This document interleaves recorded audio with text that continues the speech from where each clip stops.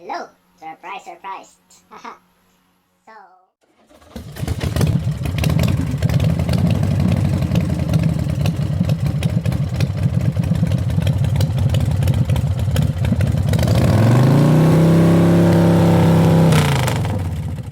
Alright, so let's start with the first essential thing. Helmet. Okay, with a chin mount. So, for the topic today, essentials for motovlogging. Alright, so you need to have this one, Rugi Pro or the chin mount.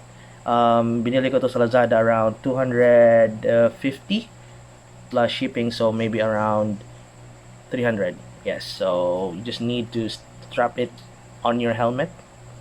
Okay, then of course it is very important, may ibang type kasi na walang screw, so you need to be very careful. If you lose this one, it's quite expensive. Medyo mahal siya, around 100 I think kung original, but I'm not pretty sure kung magkano talaga yung exact amount, but it's around that range. So your helmet should be for me full face. Okay, any brand, as long as full face, but I actually prefer this helmet because it's cool. Okay, second, of course, hindi ka makakapag motovlog kung wala kang camera. So okay, let's unbox. First, yeah, I'm actually using SJ Cam. So this is SJ6 Legend, around 3 years old. So I bought it 2017, maybe, here in Cebu. Around 16,000. No, not 16, 6,000 pesos. So cheap. Kasama na rin yung SD card. Yeah. Then what I like about this one for motovlogging is meron siyang stabilizer. So when we talk about stabilizer, yung video mo hindi na gaano maalog or shaky. So you need something like a gimbal like camera or with stabilizer. Then kung wala ka namang mount, ito, gamitin mo to sa helmet mo, but I don't really recommend this, although other motovloggers have this one bolted on their helmets, but it's not so how to say, hindi siya masyadong makapit kung hindi mo siya ibobolt, so medyo hassle. Okay, tapos meron din akong isa at dalawang battery. So dapat full charge to kasi sometimes medyo malayo-layo yung binibiyahe, tapos need mo ng extra battery. Pangit yung bitin yung video, di ba? Pangit pag bitin. Ginagawa mo. Then okay. Ito palang case.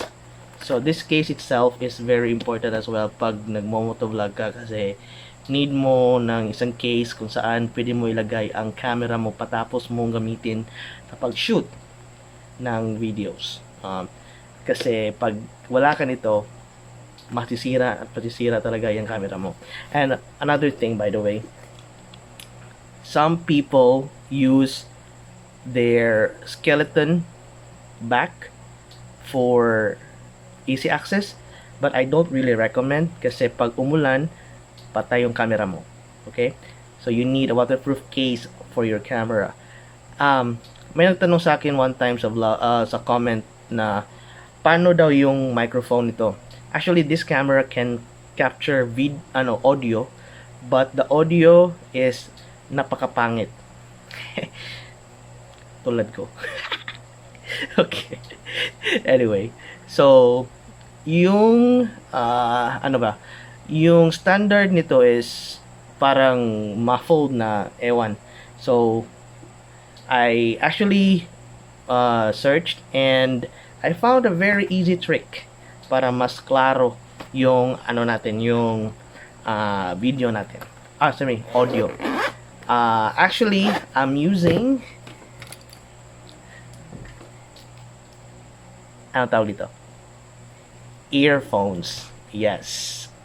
Earphones. At saka cellphone. At yung cellphone, hindi nyo na makikita kasi yun ang gamit ko sa pagre-record. Ito. Okay. So, paano ba to? So, actually, I got this idea from one of the motovloggers din. I found it very interesting. Si J-Cut Moto. So, it's very simple. You just need to... my God. Just need to put the microphone. Ito. The microphone. And put it... oh, wait. Here. Medyo, ano na siya, messy at first. At uncomfortable pag, pag first ride mo. But, here. So, dapat mo siya ilagay dito. This one. This one here. Sorry. Yes. Here. So, dito sa helmet mo. Here, sa flap. Tapos, yung extra, ito, here mo ilagay. Sa likod. Okay, wait. Let me just show you that. Here. This one. So, wait. So, actually, yan. Naka-keep na siya. Nakatago na. So, the other one, just do the other side. Here. Okay? So, paano ba to, gamitin? So, ang tawag doon ay sinking. So, hindi yung lumulubog na barko. Okay, sink. So, dapat mong, dapat mo talagang, ang tawag doon, tandaan kung saan ka dapat mag-start, magsalita, or kung saan ka dapat nag-stop. Okay? So, in my case, I don't really have this kind of vlogging face-to-face. I normally ride my motorbike. So, inaalala ko na lang kung which part sa daan ko sinabi yun. Tapos, i-compare ko sa sound galing sa camera ko. Tapos, yun, isi-sync. Okay? Then, yun. Mabilis lang. Tapos, sa motor ko is may camera mount. So, hindi ko mapakita kasi madilim na dito. So, anyway, yun yung pinaka cheap way. Kasi yung iba nag-i-invest talaga sila sa sa mamahaling mic, number one, yung may boya. Of course, wala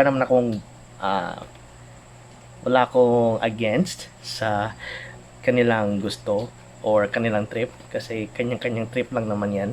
But actually, I don't find it practical. Medyo kuripot kasi tayo eh. So, yun. Para sa akin, ang pag-motovlog ay hindi naman dapat masyado ganun kamahal kasi lang naman yan, hindi yun naman yung pangkabuhayan showcase eh. Yun yung like hobby, kung wala kang magawa, di motovlog ka. Siyempre, no need to invest at the beginning for something very expensive.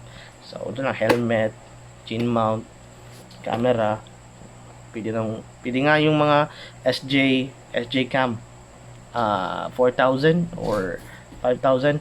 So, I don't really think na gusto nga dapat i-upgrade yung camera mo for that. Okay.